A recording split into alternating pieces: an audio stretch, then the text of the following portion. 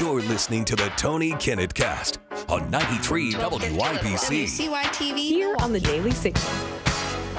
Good evening and welcome to the Tony Kinnett Cast here on the Daily Signal, nationally syndicated first on 93 WIBC. We begin with truly breaking news right before we went on air because, of course, it was confirmed that both Minnesota Democrat Governor Tim Walz and Jacob Frey, the mayor of Minneapolis, are under official Department of Justice investigation in a criminal probe.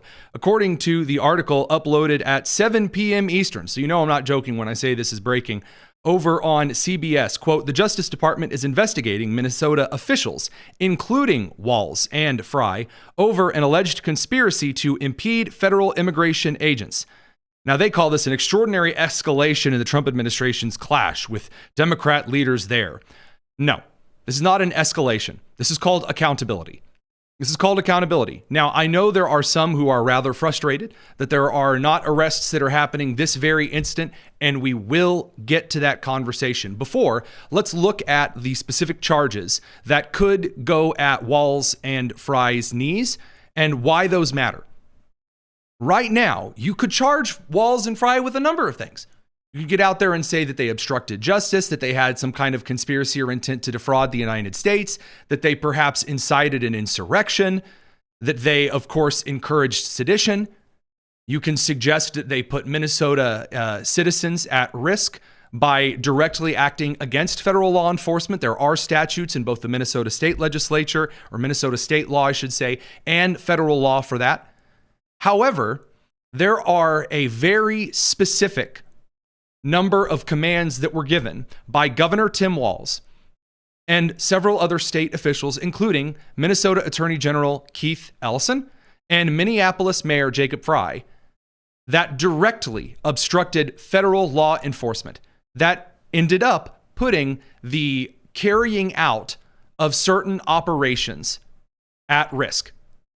In other words, by allowing, let's say, a certain Raul Gutierrez, a certain 33-year-old alleged Latin Kings member with prior felonies, if they allowed this individual to escape the Hennepin County Jail, because, you know, he's an illegal, and this individual then ripped open a federal law enforcement rifle case after a riotous mob that the Minneapolis Police Department was not dispatched to contain. And because of the orders of Minnesota Governor Tim Walz and Minneapolis Mayor Jacob Frey, the law enforcement did not cooperate with ICE, which they openly bragged about in front of the press. We're going to, again, see that in just a second here with comments made today by Mayor Frey. That it is, in fact, a likely felony committed by both individuals that resulted in the escalation of violence and the obstruction of law enforcement. Now, if you go in and you charge them with RICO and racketeering and conspiracy for all this other stuff, it's going to be a lot harder to stick. But some of these things, they have backed themselves into corners over. Now, we are going to get into some of the information regarding the subpoenas and the arguments. Walz has said in a statement 2 days ago it was Elisa Slotkin, last week it was Jerome Powell, before that it was Mark Kelly. They're weaponizing the justice system. No. You don't get to play this game. There's a reason Tim Walz is not running for re-election in Minnesota. Now, Ilhan Omar, representative and congresswoman from Minnesota, as well as Somali migrant under suspicion and now investigation for immigration fraud and possibly marrying her brother to gain access to the United States. She says the reason that Tim Walz isn't running for re-election isn't like the $18 billion in Somali fraud that he presided over. Actually, it's because he wants to focus on the fraud. There are no criminals in Minneapolis, she says. No, I'm not joking. She has taken to the press podium of the Democrat House of Representatives, which is a huge podium, by the way. Just fun fact here. This thing is a real, look at the size of this podium. I still have not. That is a large podium. Let me get a better shot of this particular podium. I would love more accuracy. That is a ginormous podium that she's behind. She makes the complaint that Immigration Customs Enforcement is out arresting people and no criminals at all. They're not even arresting people that have committed crimes. Here's her making that direct claim. I still have not heard a single case in this search where someone who was a criminal, undocumented, being picked up from the street. Many of the cases that DHS, at least to my knowledge, and I would love for them to provide us the dates in which they were picked up and from where in our communities, or what operation produced some of these people that they are putting forth, saying, you know, they've taken off the hardened criminals off the street, because it is my understanding that many of those people were already adjudicated, already serving prison sentences, and many of them are still serving their prison sentences in. So she realizes very quickly, you can see the shift in the middle of her little explanation lecture.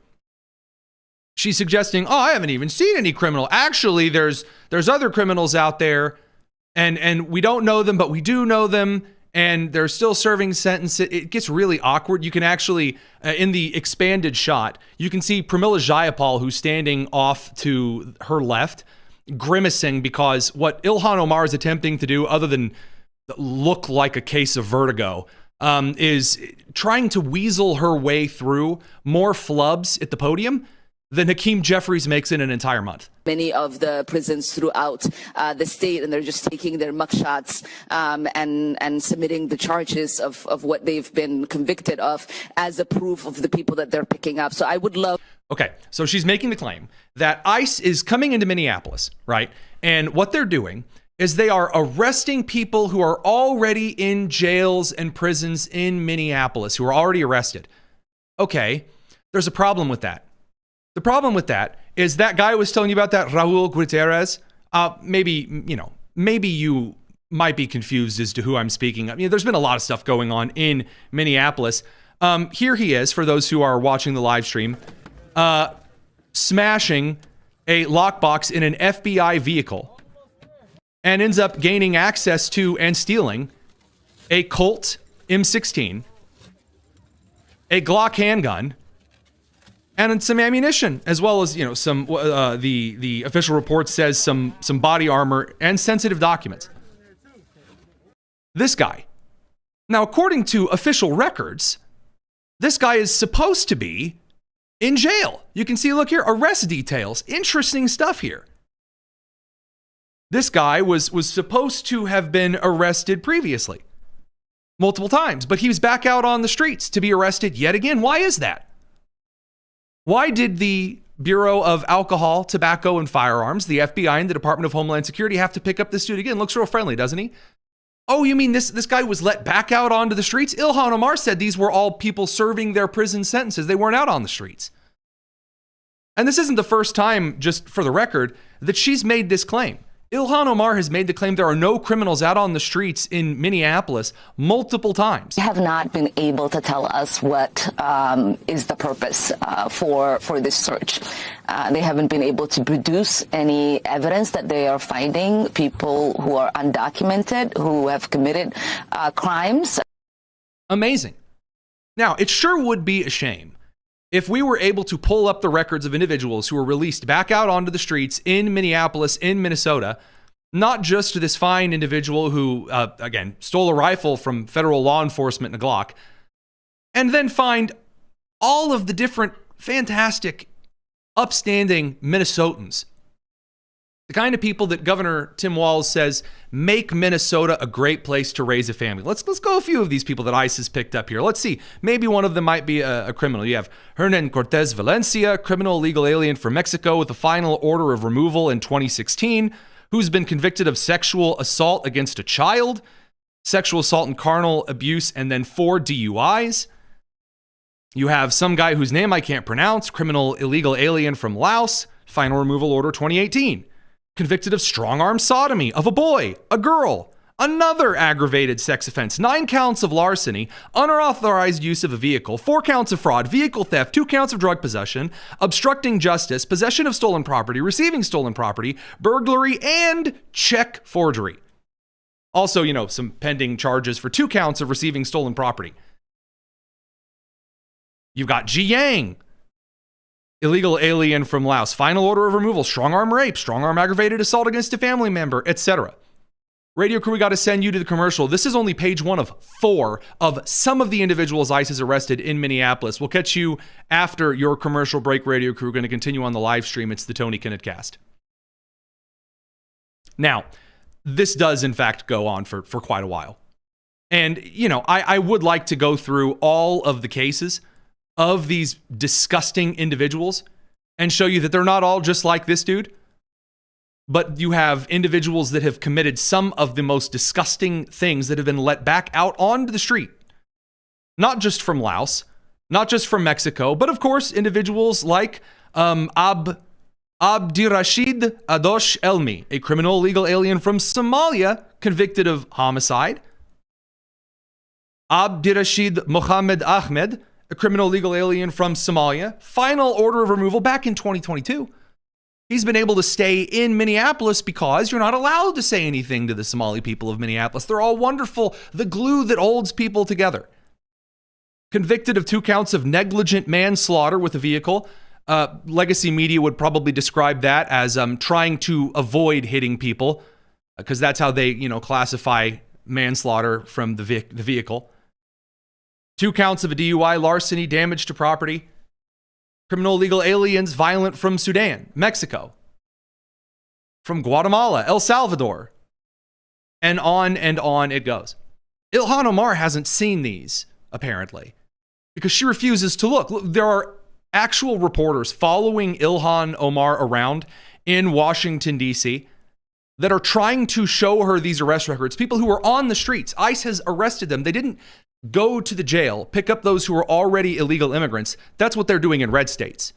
In red states like Florida, in Indiana, in Texas, ICE is sending a message to the law enforcement of that state and saying, do you have these illegal immigrants with orders of removal who have committed these crimes? And a lot of those red states say, yes, here they are. They are in this particular jail. Or if there's a blue jurisdiction in those red states, they provide all the information on their last known location. ICE goes in, they pick them up, they leave. Presto, no problem, done. But in these blue states, however, you have guys like, again, Minneapolis Mayor Jacob Frey, now under a federal investigation for obstruction, saying things like this. If this were about order, there would be a simple way to restore it. And let me tell you a secret. It's not restored by additional federal agents. Wow, that's quite the secret. Hey, you know what? You know all those rapes and vehicular manslaughters and negligent manslaughters and strong-arm sodomy of boys and girls and abuse and trafficking and drug possession and dealing and violence and murder and larceny and arson? You know all that? That's not stopped by police. That's not stopped by that. No, that's you know what we got to do? Give them more money. Jacob Frey, mayor of Minneapolis. Incredible. Order would be restored, and I will make this prediction, if those federal agents left. Yes.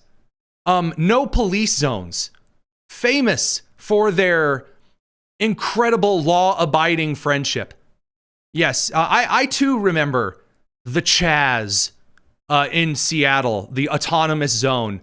And within like 48 hours, there were over a dozen cases, people leaving the Chaz going, somebody's got to come in here. There's rape and violence and murder and all of the things that come with lawlessness.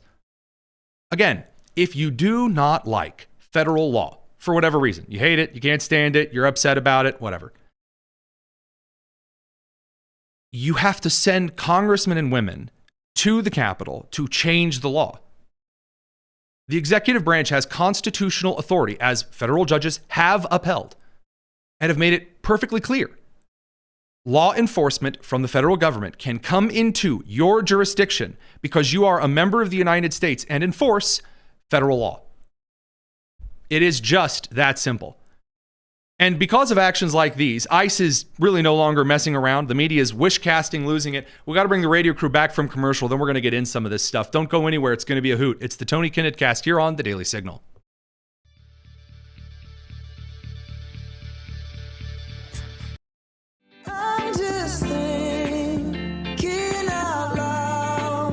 It's the Tony Kinnett Cast on 93 WIPC. Welcome. I hope you're having a fantastic evening. Apparently, Minneapolis Mayor Jacob Frey and Minnesota Governor Tim Walz, who is now under quite a few federal investigations at this point. No wonder J.B. Pritzker of Illinois has gotten a lot quieter in the last week.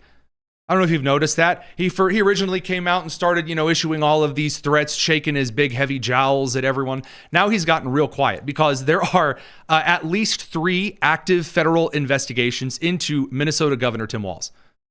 Now yet another criminal probe, this time into obstruction of ICE. And ICE is no longer messing around. People have asked, why hasn't Trump actually invoked the Insurrection Act?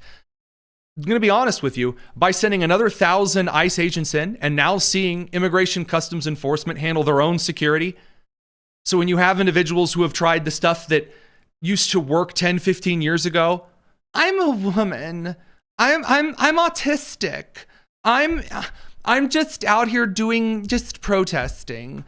I'm in a fox suit or whatever. That used to work. That'll scare off the cops in Portland. No, I'm serious. People dancing in fox suits, again, blocking traffic, trying to obstruct federal law enforcement, and Immigration Customs Enforcement now isn't putting up with it. Exhibit A, here's the fox. So he's out there dancing, again, in the middle of the road. He is beyond where he is supposed to be. He's trying to block traffic.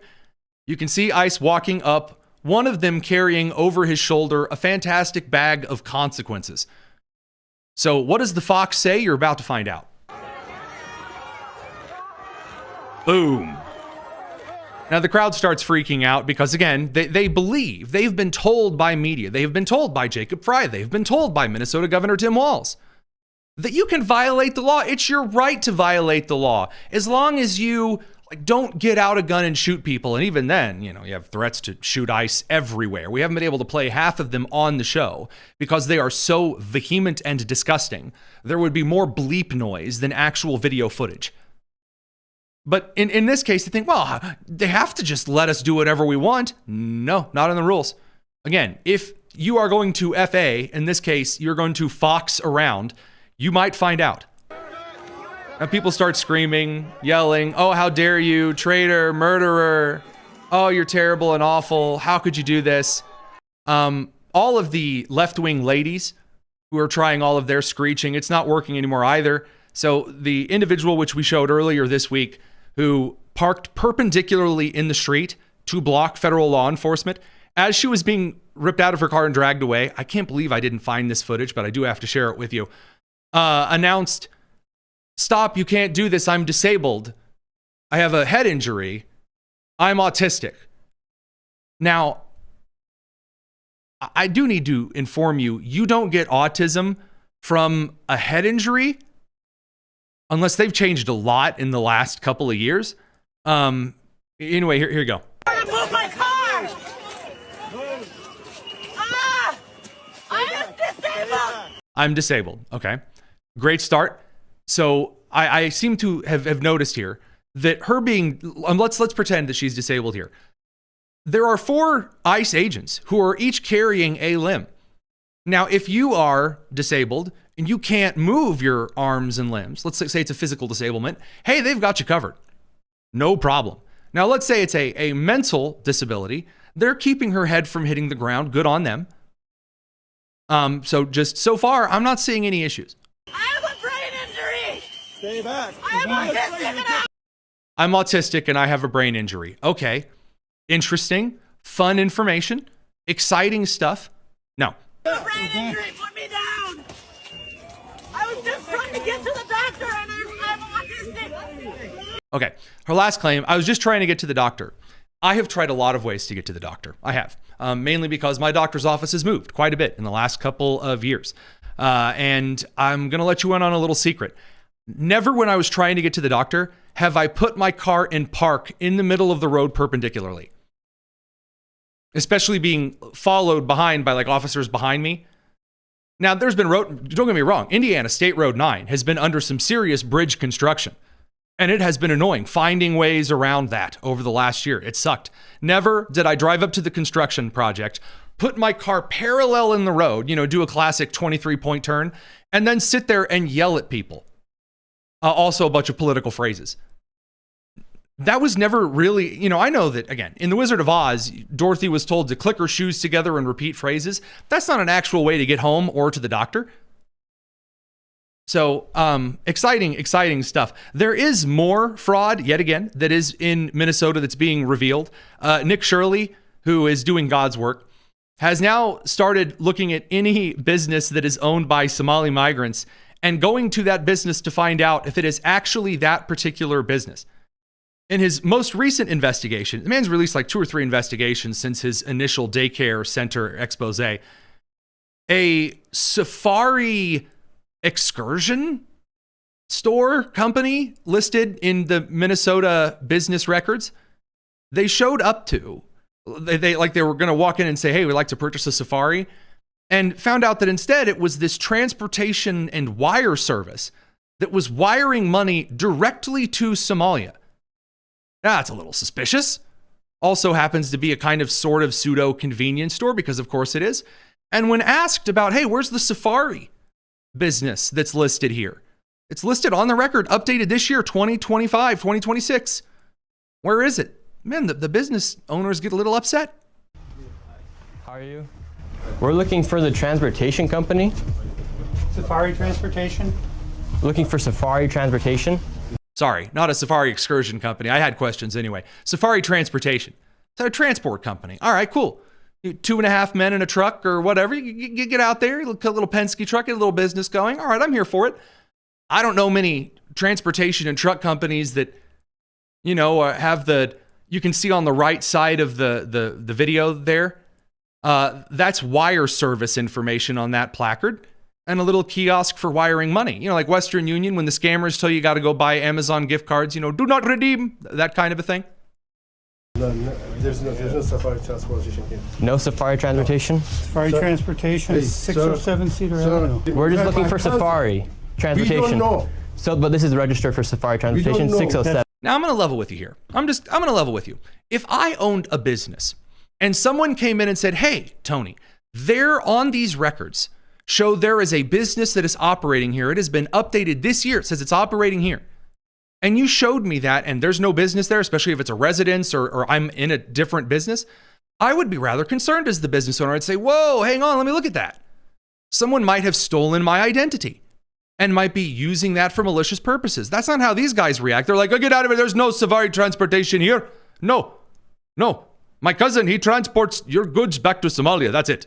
The address. Okay, we don't know. We're asking where Safari Transportation is. We don't know. Did you Okay, know so the Fuad business is Omar? not here. Don't record. Fuad Omar? Fuad Omar. We don't know. This, do you see this? What is this? Money transferring. That's it. Okay, Well, this is registered. Oh, all we do is money transferring. Oh. That's not at all suspicious. There's a meme that has become a favorite of mine right now that is Bart from The Simpsons with a dead look in his eyes going, what an odd thing to say. That's essentially what a lot of Americans feel right now. Now, we'll get into more fraud in Minneapolis. My colleague Tyler O'Neill at the Daily Signal found a very suspicious series of potential fraudulent operations operating that involves a church in Minneapolis. We'll get to that a little bit later. He's not on the line yet. In the meantime, before we send the radio crew off to commercial, I do want to share the media's framing of all of this as though the Trump administration is on fire and they're going to lose the midterms because of immigration enforcement. The New York Times is now suggesting, though, this is what I want to share with the radio crew before we send them off. The New York Times is now suggesting that because the Trump administration is upholding immigration law, it is skyrocketing the price of berries in the United States and Pennsylvania dairy. I've followed their particular sources. None of that is remotely true. Radio crew, will see you in a second, and continue on the live stream because no commercials over there. It's the Tony Kinnett Cast here on the Daily Signal. Now, I do want to share this. Here's the actual New York Times quote. Anecdotally, that's how every bad story begins in journalism. Anecdotally, meaning, I heard this from my cousin Tim. The White House's immigration crackdown has also played a role in driving up food costs. They say this with such authority when literally the source is my cousin said. It's in the New York Times. A lack of workers in some areas has led to cherries rotting in Oregon fields, blueberries rotting in New Jersey fields, and Pennsylvania dairy farmers selling off cows. Hold on. How does the lack of illegal immigrants in Pennsylvania lead to farmers selling off cows? I just want to make this clear. I've followed their sources. Like, I've clicked on the hyperlinks. I followed it all the way back. No one explains that. No one explains that. Is the idea that they have like a bunch of illegal immigrants that they just hired for milking? Like, they couldn't afford the milking equipment. So they hired Jose. Like, Jose, go out there and milk. Okay, I'll go out there and milk the cows. And like, they don't have anyone to milk the cows anymore. And they can't do it because, that's a lot of work, And so they've had to sell off the cows because the cows' udders are getting too bloated from not being milked enough. Are you joking with me right now? This is what's called wish casting. You are so desperate to point a narrative out. Oh, fruit farms and dairies, they're especially reliant on immigrant labor. Look, I like berries as much as the next guy. I have toddlers. You know what toddlers do? They eat berries quicker than Charlie Sheen did Coke, okay? They go through berries. But I'm sorry, the idea that in order to have berries, I need slave labor, how about no? Now, if legal immigrants want to come to the United States and then follow federal law and work for farms and end up having to be paid a higher wage with specific employment, yes, absolutely. Because the need of an expensive agricultural cost drives innovation. And relying on slave labor, there's an amazing study out of the American Enterprise Institute showing that slavery prevented the southern states from advancing technologically in industry as quickly as the North did, because you could just send out a black guy to do it. Who cares if it's inefficient? You don't have to pay him. That's the same illegal immigration practice. Agriculture, we have figured out incredibly impressive ways to handle the harvesting of certain things like tomatoes, for instance, that we couldn't have done back in the early 90s. Now we're able to do, and do it far cheaper than when you had to pay individuals who were often illegal immigrants to do it. Slave labor is not okay. The argument the New York Times is making that, sorry, there's less slave labor going on, so you know what also there's less of since ISIS started cracking down? Failures in commercial housing developments. Also in the news. Axios is trying to say unnamed advisors of the Trump administration are suggesting that the presidential administration is going to change their messaging on immigration. Like right before the midterms, Trump is so worried, apparently, again, they can't get anyone on the record to talk about this, but apparently, supposedly, anecdotally, the president and his advisors are really nervous that immigration is unpopular. It is growing to be more unpopular within the Democrat Party. There is a question about how this is being marketed to independents among Republicans. Trump has lost no support whatsoever. He's lost no support. We're going to bring the radio crew back in and talk about Venezuela. Don't go anywhere. It's the Tony Kinnett cast here on the Daily Signal.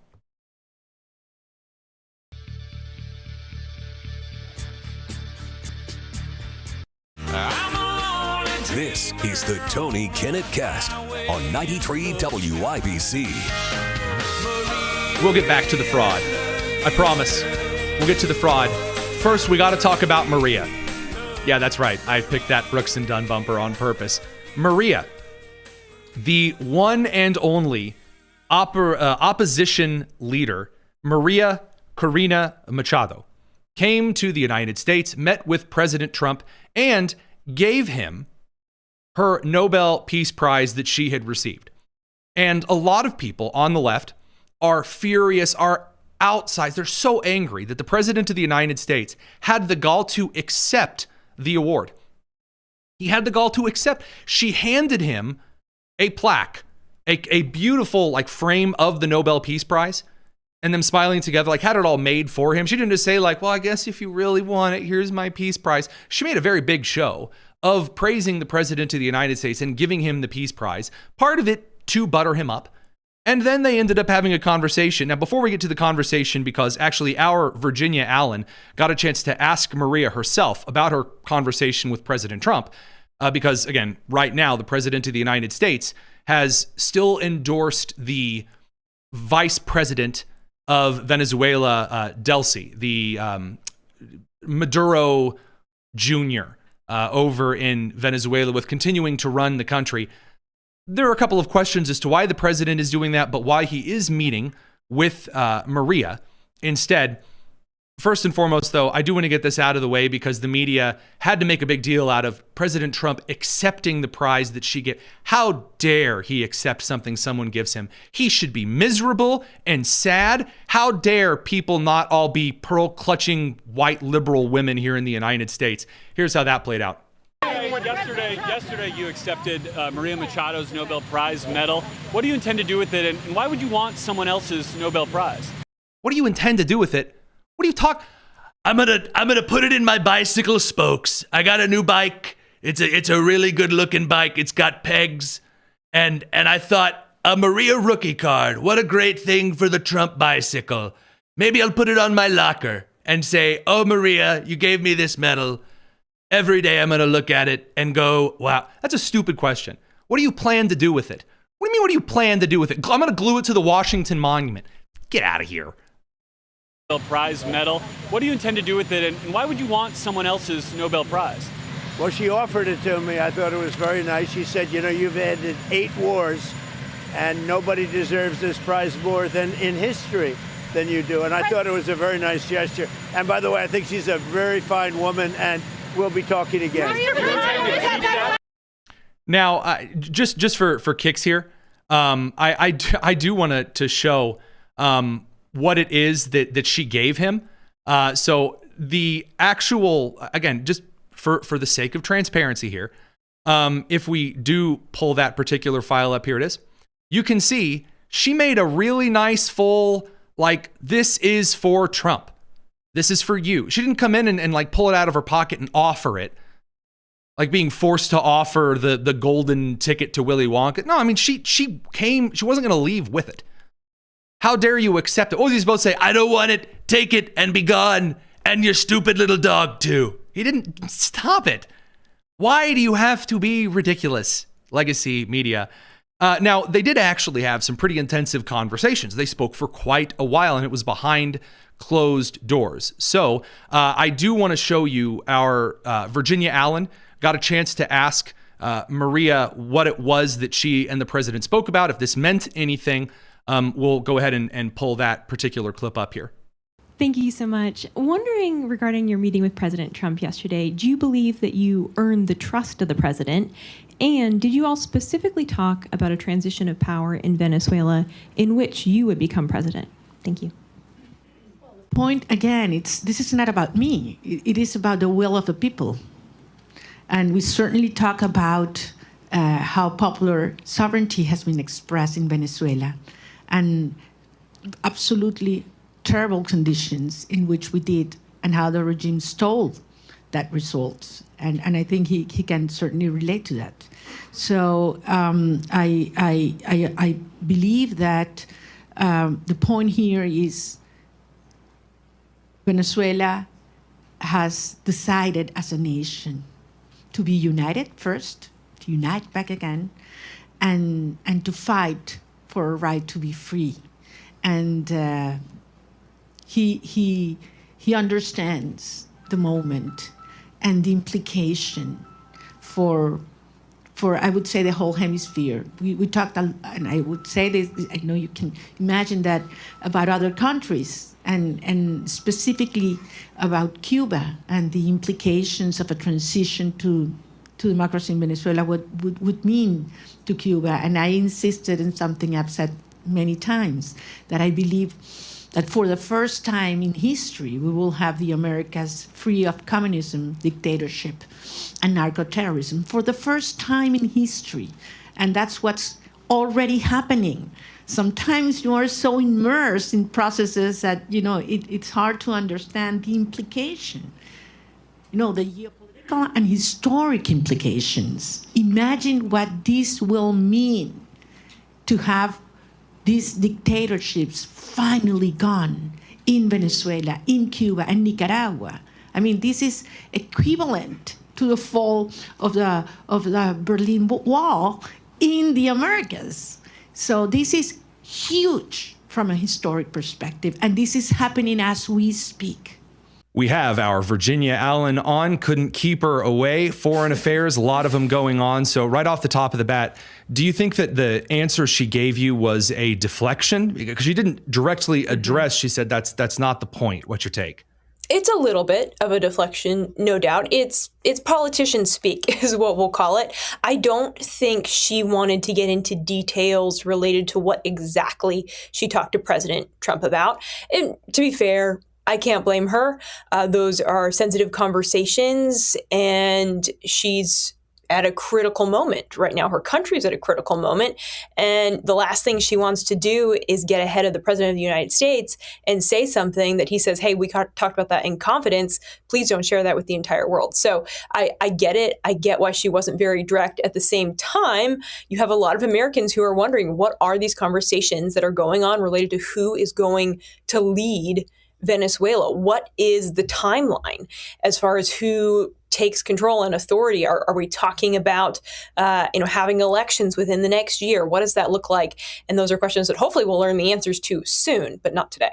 That's very interesting that you say within the next year, because she compared the capture of Nicolas Maduro to the fall of the Berlin Wall. I mean, very, very overtly, and said this is for this hemisphere. This is its fall of the Berlin Wall. That's quite the claim to make, because it did take just under a year, 11 months, between the fall of the Berlin Wall and the reunification of East and West Germany. And there was a major collapse of the communist government in Eastern Germany in that time. So that's quite the statement to make. Do you think that she's suggesting that now we're going to see an uprising against the regime that's left over with Maduro gone? I think there could be suggestion of that. I think more largely, though, she is saying that the wind has gone out of their sails. They have lost their leader, and the message from President Trump has been so clear. If you, for the regime that is left, if you essentially just pick up the mantle and start doing the exact same thing Maduro did, the results are going to be the same. So watch out. And not only that, but this, of course, as she mentioned, sends ripple effects through all of South and Central America, specifically to the nation of Cuba, that has been propped up by Venezuela for years and is one of our biggest threats within the hemisphere. And so to see not only Venezuela transition of power there, but potentially major transition in Cuba, that is huge news for democracy, for peace, for freedom in this hemisphere. But that also brings up the idea of, Delta Force making it so that the boxes sent home to Cuba were rather smaller than traditional caskets. It's a very harsh form of,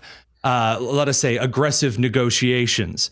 But in this particular instance, why I bring this up in her answer is that it seems that she is suggesting that the new regime is going to have to answer to the people all of a sudden, and that they will give up power in another election, while simultaneously claiming that both the last election and the 2020 election in the United States were stolen. I mean, How do you go from saying, oh, they stole an election, but also they're going to willingly give up power now that Maduro is gone? Well, and I think that is where she really is so dependent on the United States, and said as much earlier in her remarks. She pretty much said Venezuela will only be free with the help of the United States and President Donald Trump. And so she's acknowledging, okay, the last election was stolen in Venezuela, and really appealing to the president, saying, hey, I know you know something about that, and then going on obviously to explain further, okay, but there's also this movement among the people to want regime change. But again, she's very careful in how she threads that needle and what she says and doesn't say. Virginia Allen, our senior news producer, and the lady we send to fight our foreign policy battles on the journalistic front. Thanks for giving us a couple of updates. Always a pleasure, Tony. Thank you. All right, we're going to send the radio crew over to the commercial and talk a little bit more about some of the fraud and, of course, some of the media squabbles. It's the Tony Kinnett Cast here on the Daily Signal. All right, radio crew gone. They're away. They're on commercial break. Let's talk a little bit about what the infighting media, little nip at the ankles nonsense looks like. So first of all, you have people saying, hey, why aren't you just sending Maria down to Venezuela to die? Which you do realize that if Trump said, I'm endorsing Maria, fantastic, El Presidente, or I suppose La Presidente because she's a woman. We're sending her down in a boat, a nice boat, and we're going to wish her the best. If he did that, then they would say that he sent her to die. But he didn't do that.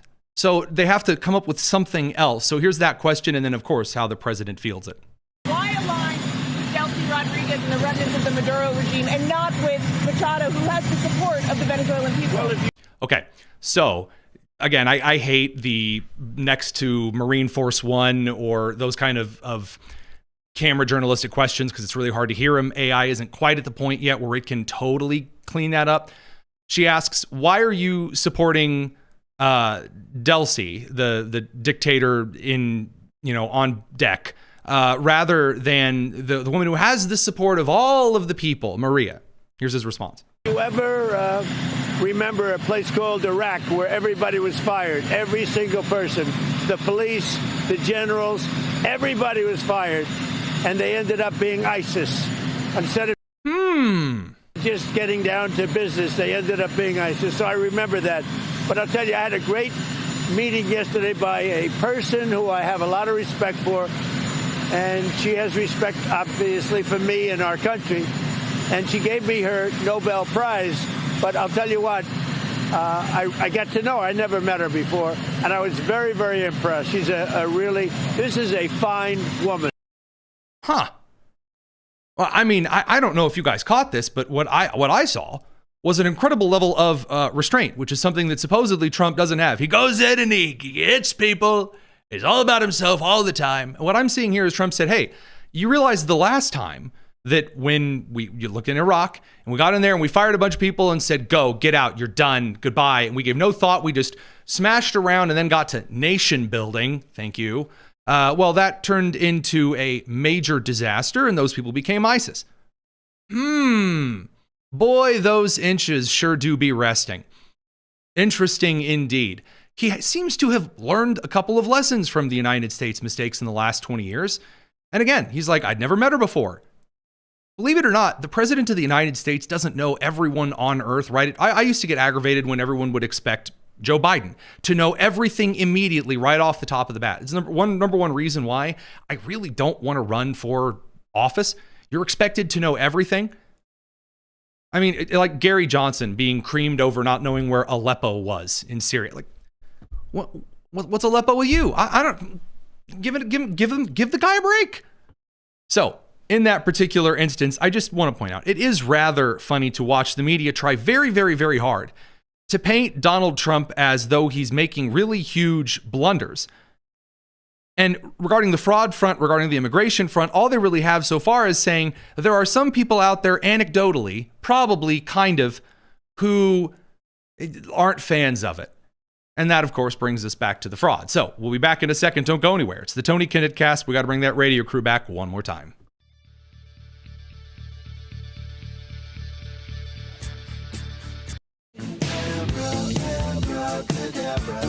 This is the Tony Kinnett Cast on 93 WIBC. I told you there was going to be more in the fraud and nonsense sphere in the media, goofing it all up. Well, we sure do have a little bit on that. So we now have, according to Gallup polls, additional series data suggesting that, yes, of course, the partisan gap between young men and women has doubled in the last 25 years. Men are supposedly, you're told, moving more to the right. Women are moving more to the left.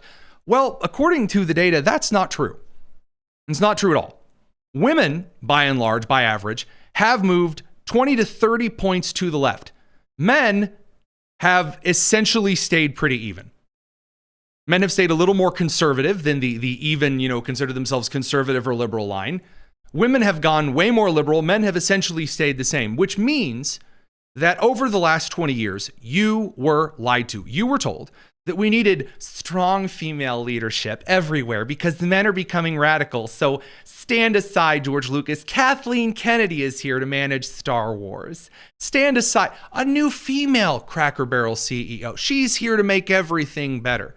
We're going to make everything nice and clean and modern. Hey, stand aside. What we really need, all of these men are radical and they're toxic and they're masculine and they're awful, they're horrible.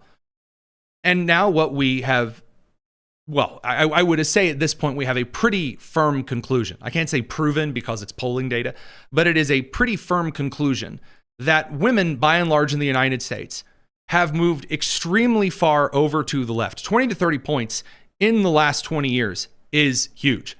That is a major shift. And men, by and large, have stayed in the same place.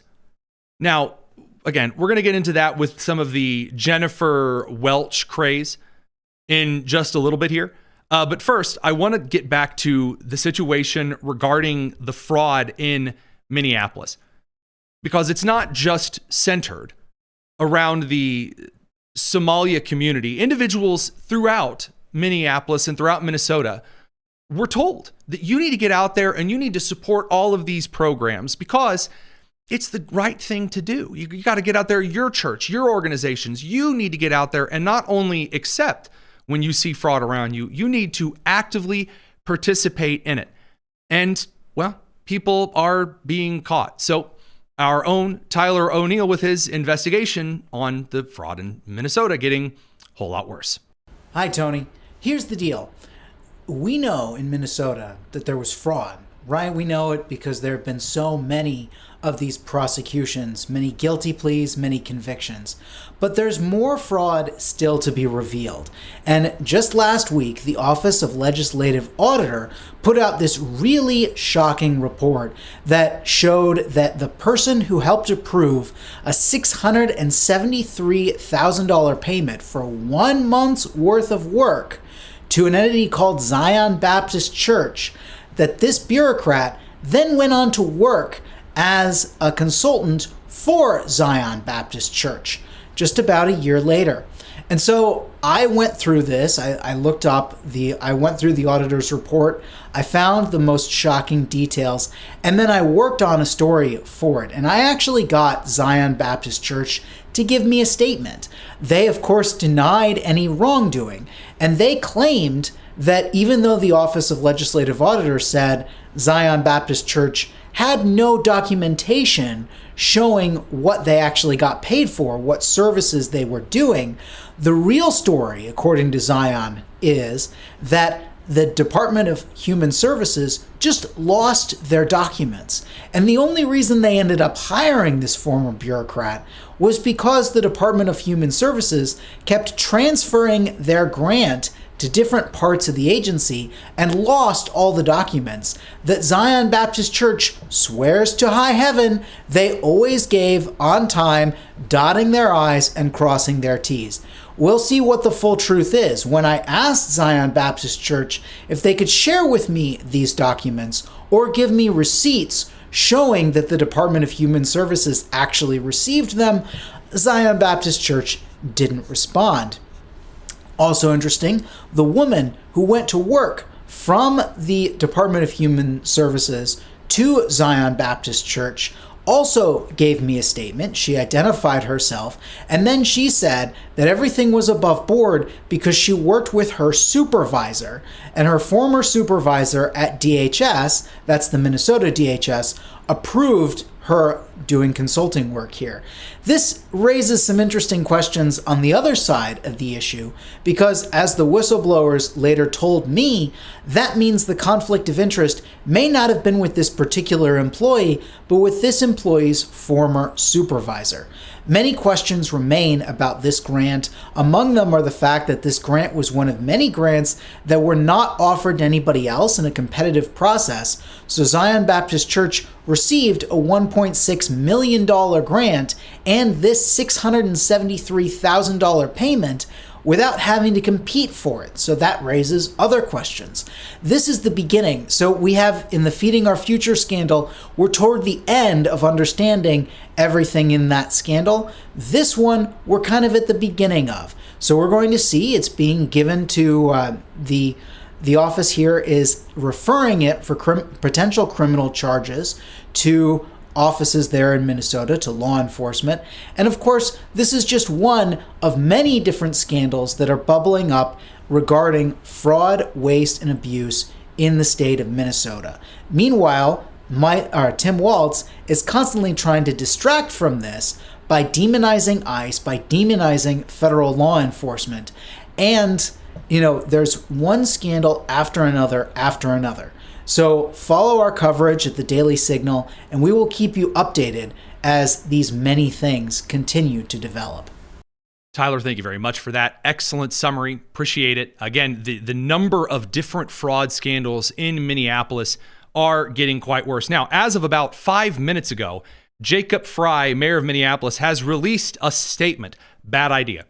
Now, both he and Tim Walz are quote tweeting the exact same CNN article, as producer Daniel has pointed out. We've read part of Tim Walz's statement already, but we have to send the radio crew out to their end of broadcast time. So radio crew, we'll catch you on the other side of this Martin Luther King Jr. Day weekend. Take care. We're going to continue on the live stream, youtube.com/Daily Signal. Don't miss it. It's the Tony Kinnett Cast here. Take care. All right, over on the live stream side of things, Jacob Frey has also stacked in his incredibly poorly timed statement. So he's responded to the Justice Department probe into his actions and possible obstruction of federal law enforcement. Quote, "This is an obvious attempt to intimidate me for standing up for Minneapolis."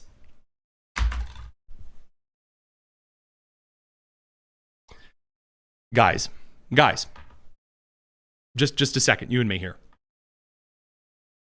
This is why when you are under investigation or when you are sued or you are arrested, whatever, don't speak before your lawyer looks over your statement. If you are charged with, let's say, obstructing federal law enforcement, and the first thing you go out there and do is say, well, I only did it because I was standing up for people, you're a freaking moron, and you deserve everything that's coming to you. This is Renee Good levels of arrogant stupidity here. Not recognizing the situation that you are in and likely to pay for it. And we are going to talk about that. Are they actually going to pay for it here in a moment or two? But Jacob Frey, an obvious attempt to intimidate me for standing up for Minneapolis, for local law enforcement and residents against the chaos and danger this administration has brought to our city. I will not be intimidated. My focus remains where it's always been, keeping our city safe. America depends on leaders that use integrity and the rule of law. So he sends out his first tweet, right? And then realizing that essentially he has he's essentially admitted to committing the crime in the first tweet. So he sends another tweet like a couple of seconds later. He's like, oh no. He says, America depends on leaders that use integrity and the rule of law as the guideposts for governance. The guideposts for governance. Integrity and the rule of law. Oh, you mean upholding federal law? Yeah, that's what the Trump administration is doing. You refused to cooperate with it. You forbade the Minneapolis Police Department from working with the Trump administration. Just the absolute stupidity, the waltzing into situations that you made yourself. When you just blunderously waddle into bad situations and then expect everyone else just to ignore the bed that you've made for yourself. Incredible. I really can't believe that he actually admitted to obstruction of law enforcement. As a reminder, Tim Walz, his statement is a little bit more politically crafty.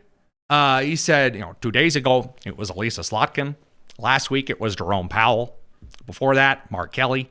Weaponizing the justice system against your opponents is an authoritarian tactic. The only person not being investigated for the shooting of Renee Good is the federal agent who shot her. Now, that last part doesn't make any sense. The only person not being investigated.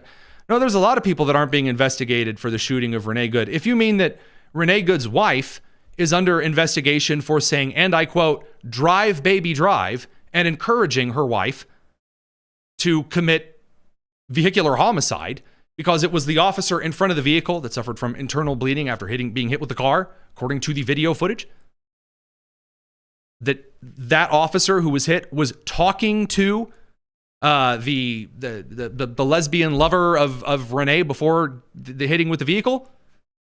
Yeah, I mean, she should be investigated, sure.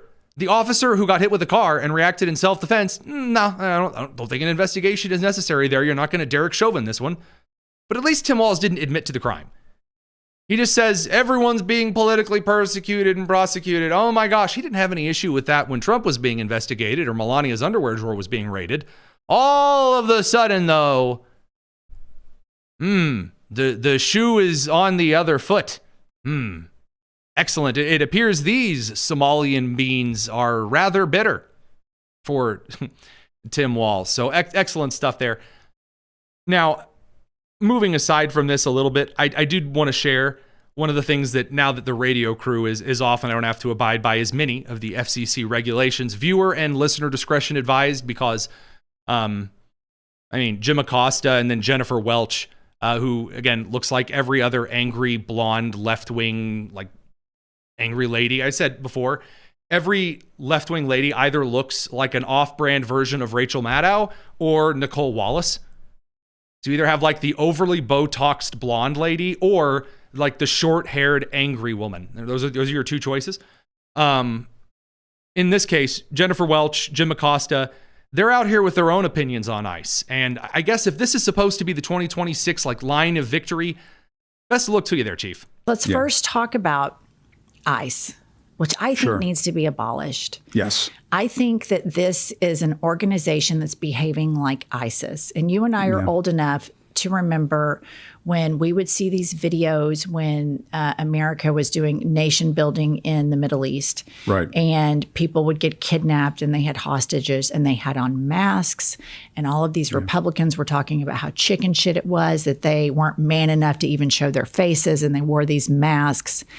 And now I see this, similar thing where I'm from originally in Oklahoma, and your producer Sam can attest to this. You'll see a big pickup truck with a bunch of flags in the back of it. Sure. Totally giving ISIS. Yep. And then... Yes. A pickup truck with an American flag. Yes, it's giving ISIS. Excellent. Thank you, overly Botoxed liberal lady. I certainly do love how you can look at something totally innocuous and go, terrorism, and then look at someone attempting to commit murder.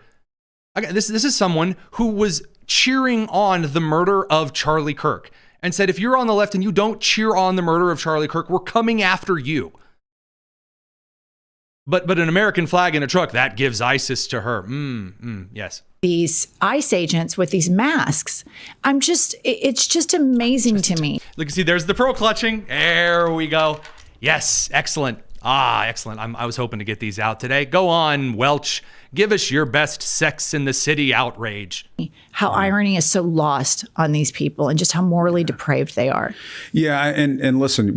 I'm sorry. I always forget that Jim Acosta looks like someone who tried to once look tough in junior high and it didn't go well. We can get into this and expand the conversation and talk about all this stuff, but this is, I think, a defining moment for the Democratic Party. I think if they are not going to take the position that ICE should be abolished, it's got the Gavin Newsom hands going the moment on. A Democratic president comes into office, then you really shouldn't be up on the stage. It just doesn't make sense.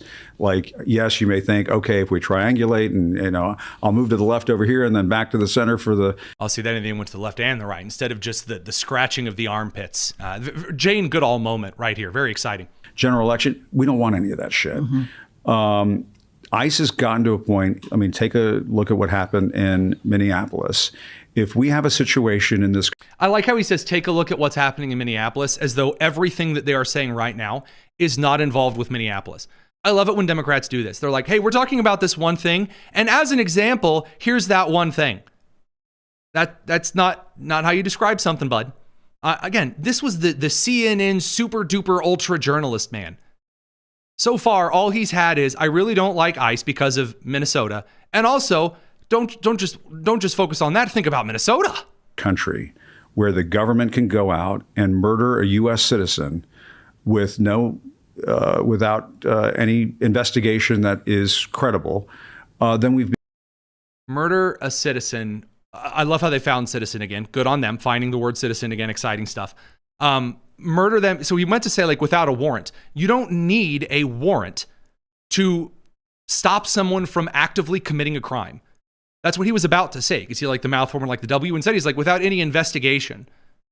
As though anytime there's an officer who fires a gun in self-defense or otherwise in stopping a crime, we need to stop everything and do an investigation because obviously it's the libertarian argument that all police are evil and that's seeped over onto the left. It's profoundly retarded. Become a Putin-like thugocracy. There you go, Putin. I'm surprised he didn't say Hitler. And that is not sustainable. And we can't have a situation where, the governor of Minnesota says, we're going to bring in our National Guard to protect our citizens from ICE. I mean, we all know where this is going to end up leading. It's going to end up with people shooting at each other in the streets. Yeah. Yeah, it is. That's why the rhetoric question was important. You didn't have any concerns about that, though. Now, all the media is also trying to shift their attention. Donald Trump isn't running for election again. Despite all of their claims that the midterms are going to, be canceled and Trump's going to be dictator for life, they are now starting to shift their attention to Vance. I have noticed that Jennifer Welch is very creepily obsessed with JD Vance. It's just sad. I don't know what dissatisfaction in her life has JD Vance in every single episode that she does. I mean, of course, you people have common sense. You're not watching Jennifer Welch. But it is important to notice the shift that is occurring right now. From going after Donald Trump to now going after J.D. Vance because they think he's going to be the nominee in 2028. He's the future of MAGA. It is a fascist, authoritarian, white nationalist MAGA. It's worse than Trump. It is worse. There it is. I love it. I love it. So you had George Bush, and then McCain was worse. He was worse than Bush. And then you had Romney, and he was worse than McCain. And then you had Trump. He's worse. He's the worst thing ever. And now you've got Vance, worse than Trump.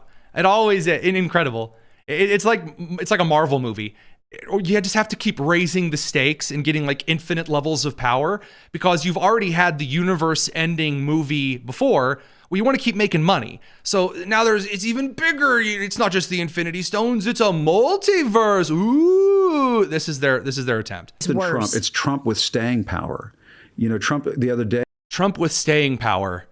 Ah, yes. Clearly, Donald Trump has made no staying power impact. Yeah, Donald Trump, the man with no ego, who doesn't slap his name on the side of everything. No staying. Ah, yes, that's what was missing. Trump with staying power. He's asking, am I going to go to heaven? Am I going to go to heaven? Yeah. It must be dawning on him that the sand in Dorothy's hourglass is running out. Yeah. Gosh, I can't believe that a man getting older would wonder where he's going to spend eternity. It's almost like that's one of the fundamental questions every person asks in their life. Wow, what a terrible. It's like it's dawning on him that he's not a spring chicken. Oh, gasp. Wow, what a Jim Acosta with the hard-hitting journalism. Curtains are closing. The curtains are closing. J.D. Vance doesn't have to worry about that. It's the walls closing in, but it's softer. It's the curtains closing in. Whole crew of guys who are going to try to come in after it.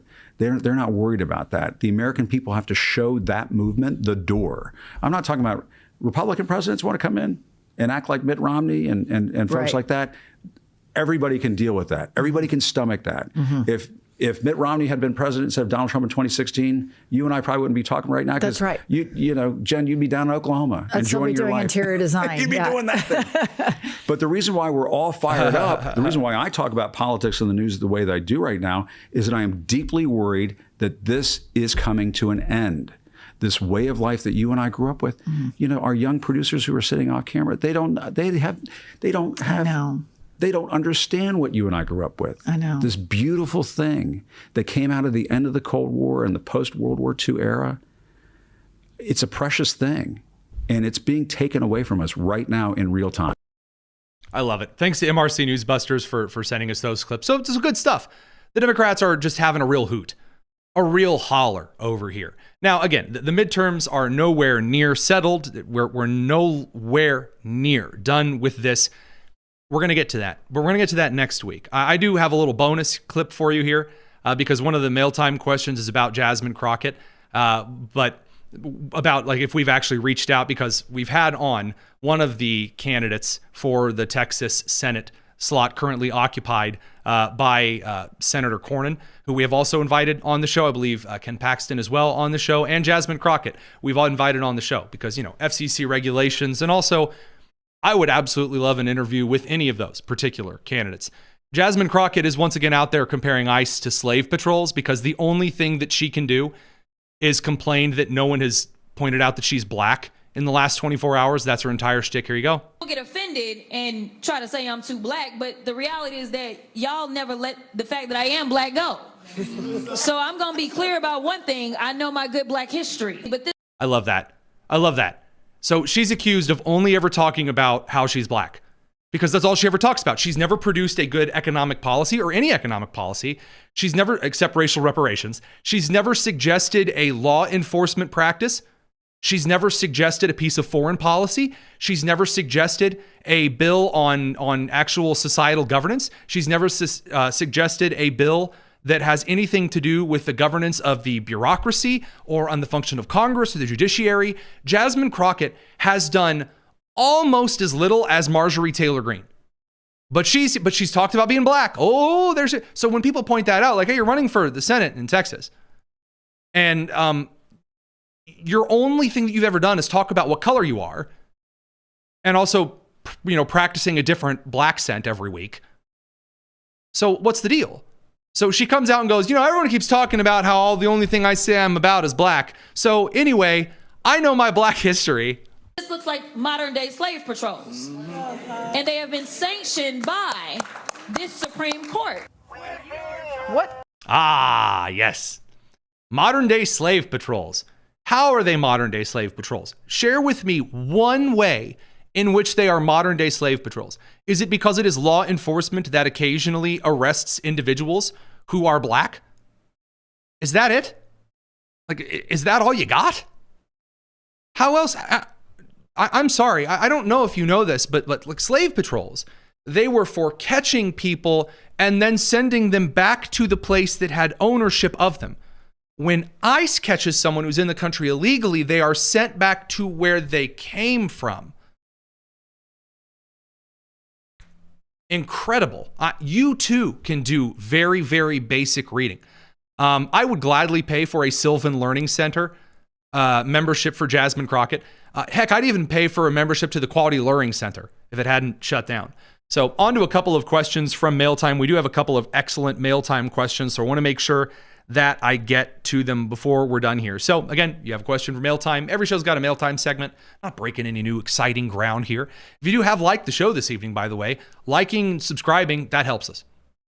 That's the only thing we'd ever ask. We try not to be annoying or obnoxious with that. So to some of the Mail Time from Glenn Gardner, who very kindly gave a $5 super chat. You do not have to do that for a Mail Time question, but he asks, he says, just wondering if you've had a chance to enjoy Mr. Reagan's new edition of the Mega Man series. It's fantastic. I have not. I've heard enough about it. I believe that Stephen Kent, who's on for What You Watchin', has sent it over my way. I have that on my list of things to kind of get through. That aside, announced, I think I have the video here I can pull up. Mark Carney, the Prime Minister of Canada, announced that they are, because the United States is tariffing automobile imports to the United States, Canada is now going to start importing a bunch of cheap Chinese vehicles, electric vehicles, of course. So here's Mark Carney, I think, talking about that. Thank you, Chairman Zhao Leji, for receiving me, my ministers, and our delegation. Ah, yes. Nothing like watching a Canadian sound like he is being taken hostage by the Chinese, because in case you're wondering, under the Liberal government of Canada, that is exactly what occurs 90% of the time. They essentially lick whatever Chinese communist boot is in range. And unless the United States threatens to cut them off in areas of defense, they continue licking the boot of Xi. And here's a great example of that. This is indeed a very important meeting and the most auspicious start to the new year and to a new era of relations between Canada and China. We're heartened by the leadership of President Xi Jinping. Man, for all that great Chinese technology, they can't invent a translator that works faster than the speaking speed of Hakeem Jeffries, really? But alas, I'll summarize it for you here, they are going to start importing a bunch of Chinese electric vehicles. The ones that are currently exploding in China and that break down in about 15 seconds, loaded with a bunch of spyware to send back to Beijing. Excellent work there, Canada. Yeah. You know, from all of your favorite Chinese brands, Oogdong and Weiwei, TechHav. I'm sure those are actually like brands that I've written down. You know the Amazon brands I'm talking about. They like make it up 5 minutes before they list the same AliExpress product, Temu product, that kind of a thing. Yeah. Excellent. Great work, Canada. Way to go, Mark Carney. Stellar stuff. So what do I think will happen to answer the actual question? The United States eventually gets tired of it. And at some point, the United States announces some type of an embargo of the Canadian government or foments some type of political action. Do I think that the United States will actually allow China to have a strong foothold in a conservative administration, maybe, under a Vance administration, maybe? Do I expect that to be allowed to happen? No, I don't. I don't. And that, by the way, that is my opinion kind of on the Greenland side of things, that if the United States actually felt as though there were a strong and sufficient threat of Chinese or Russian involvement in Greenland itself, then the United States would intervene and that would be done. Now, I think the United States should own Greenland and it should just go ahead and take it and say, here's 2 weeks, we're either going to buy it for this or we're going to take it. That's what I think should happen, because I just don't care about the Danish or the 13 soldiers that Germany sent over, the 2 that Norway sent over, the 1 that the British sent over. They have, by the way, now invited the United States to participate in their defending Greenland exercises, to which I hope that Marco Rubio sends over a wooden horse on wheels, just because that'd be really funny. So, on that side of things, from David Maskura, a good friend of the show, he said, Tony, question, what is the answer for our society with people like these in it? I'm guessing you're talking about like the Jennifer Welches. When does it ever end? Voting out idiots doesn't solve this. Correct. That is absolutely correct. So the answer to this is that the American society has to become long-term invested in our country. I have a really great conversation with a pastor out of St. Louis that is going to be airing this weekend on this issue specifically. Americans, since the end of the Cold War, have just been interested in quick fixes. And the individual who elaborated on this the most to me over the last 5-10 years has been Newt Gingrich, who has basically said that near the end of his time in Congress, Americans became so obsessed with the idea of just voting to fix a problem that we started giving ourselves lots of rights and privileges and entitlements, to where now, I mean, even the conservatives in the United States in the upper age bracket, they're like, I'm owed this, give me this, and give me this because I paid into it, give me. And that isn't sustainable. But that's also how Americans view all of policy right now. Republicans, this is where the uniparty argument has some merit, is the idea that people just want things. And Congress knows that if at some point you say, okay, America, you're not getting things from the government anymore, both sides will riot. So what do? Because that's where this entitlement from like Jennifer Welch comes from. Give me things, and then I will impose my social hedonistic will on all of you. And the answer is that either there is a societal revival in which individual freedom and responsibility is regained, or it will eventually desist into chaos and we will enter hard times. And it's a rough conversation to have because both sides of the aisle are flirting with populism. The left has flirted with populism, whether it's the corporate populism of Bill Clinton back in the 1990s, or it's the socialist populism back when Bernie Sanders encouraged very populist policies on things like tariffs and protecting the border. Now the Republican Party has its own populists. Say what you want, but like the idea of this is a popular opinion, therefore it's true, give me stuff, it's not sustainable. It's not. And there are hard conversations to have. Now, by the way, that doesn't mean that the people who believe those things are bad, evil, or stupid. That's where both parties have screwed up. The right tried this. with the establishment was like, well, those populists are stupid and they're dumb. They could never do anything. And then they had the party wrenched away from them. That's not the answer. And it is what I believe, what it means to be an American, and therefore what is expected of you is the most important question of the next 50 years. What does it mean to be an American citizen? Not in a manner of what you are entitled to. Right now, we're talking about citizenship as like, what does it mean for me? What's in it for me as a citizen? No. Being a citizen is not about what your country can do for you. No. Being a citizen means what you owe your government. Paul in the New Testament, as a citizen of Rome, understood and articulated that he owed, as a citizen of Rome, he owed the government of Rome certain things. It's supposed to be different than a resident. In the United States, the 14th Amendment and the modern interpretation of it means that if you were popped out here in the United States, that you're a citizen. And that doesn't mean there's nothing that has to then come from you. You can ignore it. And the American society has been so prosperous that you can essentially sit back, do nothing, ignore politics, and nothing bad happens that really affects you that much. You wake up once every 4 years and you go vote and then you're done. You've done your duty. That's not what a citizen was meant to be. And you're right, you can't change that by electing new people. That's a problem. It's a cultural problem. It's why I and many others are encouraging Americans to go to church, to be actively involved in your community, because that kind of individual investment has been lost. And please, by the way, don't take any of that as some kind of a lecture like those of you out there, you are the problem. No, absolutely not. This is something that I struggle. I mean, again, if you choose to tune into that conversation this weekend, you'll see specifically what it is that I'm talking about with Pastor Marty Haas out of Grace Church in St. Louis.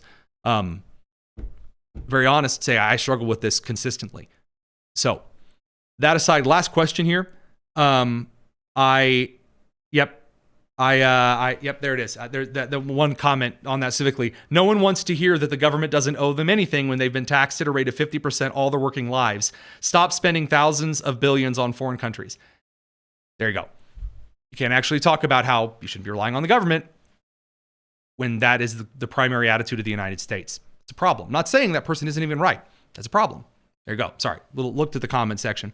Last little piece here on a particular question I wanted to answer. What do you think these charges that should be brought against Tim Walz and others should look like? So that was before the story broke, but I do want to get this question answered. It's from Renee, not the good kind. I think that there are a series of charges that could and should be brought against individuals like Ilhan Omar, like Tim Walz, like Jacob Frey, like Attorney General Keith Ellison. I am more concerned about what they could be charged with. So there are people suggesting, they need to be charged with treason. They need to be charged with RICO, the racketeering clause. That is a mistake. It's a mistake. You do not want to go after Tim Walz with RICO. Do you know why? You don't know proof exists that he did a racketeering scheme in Minnesota. You don't know that there's proof that Ilhan Omar's husband, yes, whose net worth increased exponentially, you don't know there's proof she was running a racketeering ring. You say, Tony, don't you want them charged with what it is they committed? Absolutely. Do you know what I want more? I want them to go to jail for crimes they can be nailed on. We saw this with Sean Diddy Combs, did we not? Well, I mean, he had these baby oil, horrible parties, so therefore he must have been actively participating in sex trafficking. He had to, right? Turned out they couldn't prove it. They had him on a whole list of charges they could have gone on him for. Instead, they made RICO a part of it and then glued a bunch of stuff to RICO, which you have to do. You have to glue charges to RICO. And then he ended up getting off for it because if you can't prove all of them, you're done. And Sean Diddy Combs, who should have been in prison for 50, 60 years, if not more, in my opinion, ended up getting off because the RICO charge didn't stick. By the way, same thing that Fani Willis learned in Georgia. She's like, I'm not just going to get Trump for these things that he absolutely said in court, which still would have been specious, but it would have been a more solid case. Instead, I'm going to get RICO. It was a big mob thing. And while she was, having sex with the prosecutor of the case, because she's stupid, she tried to run RICO on Trump. Didn't work. It turns out that what you charge the defendant with matters. And if you go in willy-nilly, by the way, am I super satisfied everything Pam Bondi's done? I didn't say that. But if you suggest she should just go in there and start throwing out charges like Johnny Appleseed, don't be surprised when things don't stick. And then you're done. Double jeopardy rules. You got to be really, really careful about how some of this is done. And it has to be done carefully. And that may mean you got to be patient through some of this. And by the way, that doesn't mean that gives them carte blanche to goof things up. I said earlier on the show this week, before we saw the probe and the subpoenas, I said specifically, they need to be careful. Because if it is worth doing, it is worth doing right. And if you are going to back down the political temperature of this country and individuals are going to be held accountable, then they should be held accountable correctly and end up with the charges. Now, look, you and I, we understand very clearly, there's a good chance they do walk away with this. Yeah, for sure. There's a good chance they do. There's a good chance they don't. You and I can have our suspicions. We've seen how this goes before. I'm not saying one way or another how it's going to go, but I am saying that I would rather the cards be played correctly in this case than going RICO, treason, looking ugly, book them, and then them get off scot-free and have the Supreme Court weigh in and go, you can't do that. Just kind of my end of thought there on that. So I'd say that's about enough for the Tony Kinnett cast this week. We will be back next week, not on Martin Luther King Jr. Day. We'll be back next week, 7 p.m. Eastern, every single night. Glad that you joined us. If there is some breaking news over the weekend that is slightly Persian flavored, we'll go on the air. Can't tell you when that'll be because, unlike so many, I'm not omniscient. Have a fantastic weekend. Tony Kinnett cast here on the Daily Signal, nationally syndicated, first on 93 WIBC. Take care.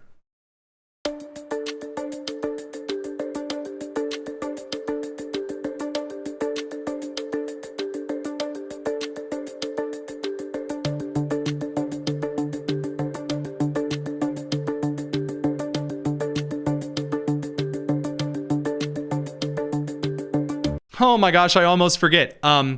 Hoosiers? Take care.